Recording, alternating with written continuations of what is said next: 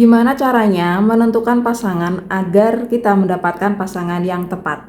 Cara memilih pasangan yang tepat gitu ya. Pengalaman saya meyakini surat An-Nur ayat 26. Di sana jelas dikatakan bahwa perempuan-perempuan yang baik itu akan mendapatkan laki-laki yang baik gitu ya.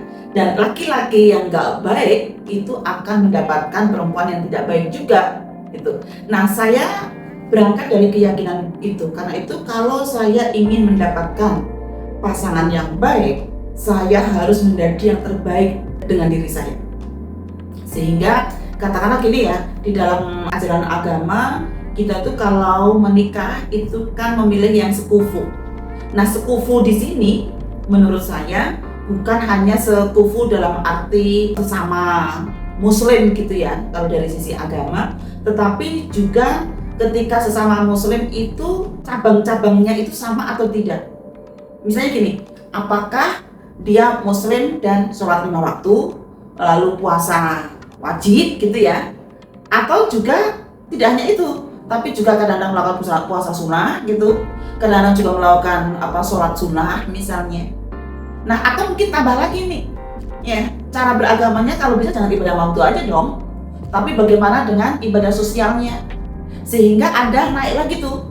Katakanlah misalnya saya menginginkan seorang laki-laki muslim yang dia tidak hanya menjalankan perintah agama yang wajib, misalnya sholat 5 waktu dan juga puasa wajib dari sisi ibadah waktunya, tapi saya juga pengen mempunyai pasangan yang dia itu juga dermawan, tidak pelit, peduli pada kelompok rentan.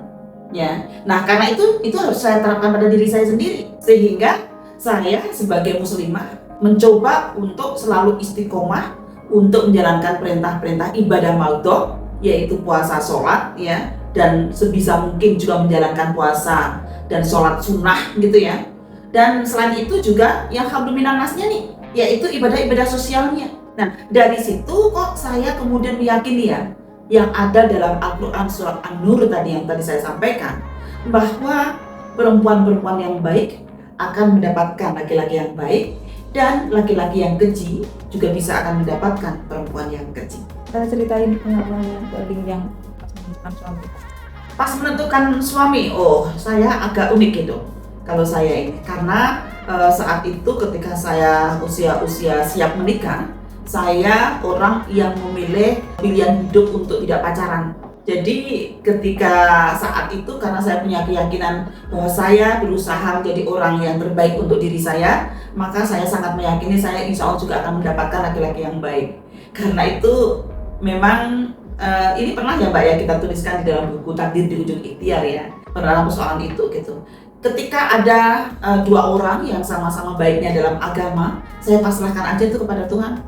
Siapa yang ke rumah saya duluan, itulah jodoh saya. Sehingga ya alhamdulillah saat itu berjalan dengan lancar, dan suami saya yang sekarang jadi suami saya ya, Mas Santo ya, beliau saat itu datang duluan ke rumah saya untuk melamar.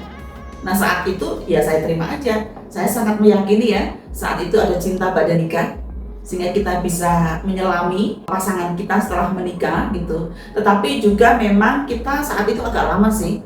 Saya dengan suami saya itu tunangannya cukup lama ya, walaupun awalnya kita nggak ada istilah pacaran gitu ya, kita tunangannya 9 bulan, jadi agak lama gitu. Tetapi yang menarik juga yang kata anak-anak Gen Z sekarang itu segitunya sih gitu berelasi dengan tunangan gitu ya. Saya dulu tuh sangat-sangat menjaga tentang akhlak dan etika ya, dalam hal persoalan ya sentuhan-sentuhan fisik gitu misalnya ya, yang belum haknya gitu. Jadi tunangan saya saat itu kalau menjemput saya, kalau saya ada persoalan, ada pergi kemana gitu ya, lalu kita membutuhkan jemputan gitu ya, tunangan saya itu membawa 2 motor.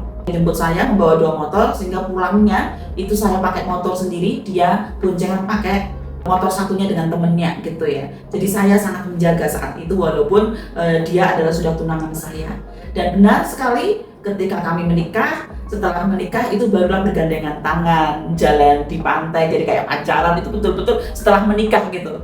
Nah itu saya masih sangat merasakan ya suasana romantisme saat itu ketika kita mulai bersentuhan saat kita sudah sah gitu ya, sehingga kita tidak takut. Karena kan saya sudah jadi dosen ya saat itu ya, dosen UIN Jogja gitu ya. Coba bayangkan kalau belum menikah kok sudah gandengan tangan dengan orang lain sementara dia adalah dosen dari perguruan tinggi Islam. Wah kan jadi tidak hanya malu sama malaikat ya gitu ya, tapi malu juga sama masyarakat gitu loh. Nah itu sangat kami jaga sih saat itu gitu.